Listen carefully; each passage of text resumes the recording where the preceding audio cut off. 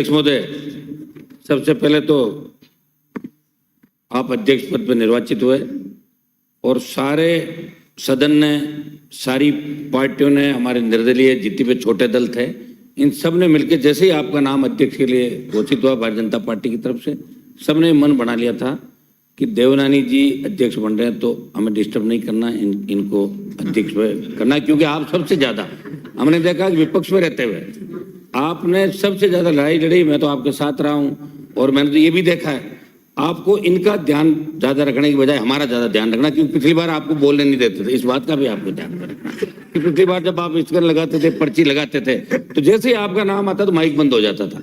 तो इस बात का तो आपको ध्यान रखना। लेकिन हमारा जो छोटे दल है निर्दलीय, इनका विशेष रूप से ध्यान रखना है। इस विधानसभा के अंदर अध्यक्ष महोदय, मैं लोकसभा के अंदर हमारे कई साथी जो लोकसभा के अंदर थे, विधानसभा का चुनाव लड़े, लोकसभा और विधानसभा के अंदर आने के बाद हमें एक चीज बहुत यहाँ खलेगी कि वहाँ लोकसभा 80, 90, 100 दिन तक चलती है साल के अंदर, और यहाँ 20 और 25 दिन विधानसभा चलती है।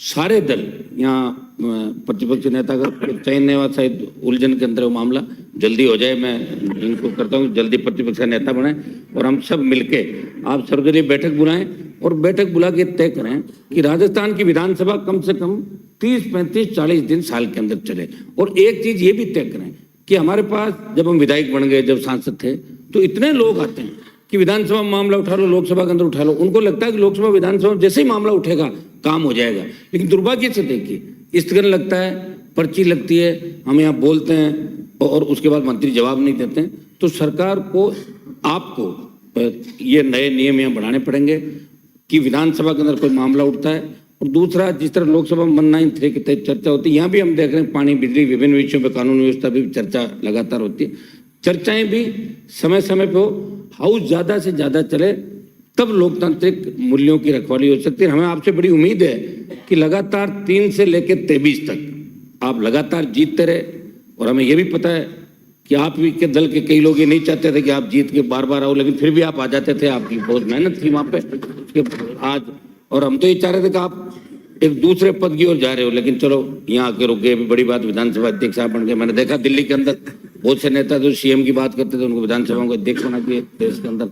खैर, मैं इसमें नहीं जाना चाहूंगा। मैं यही, हम आपको यही आश्वस्त करते हैं कि हम आपका सहयोग करेंगे।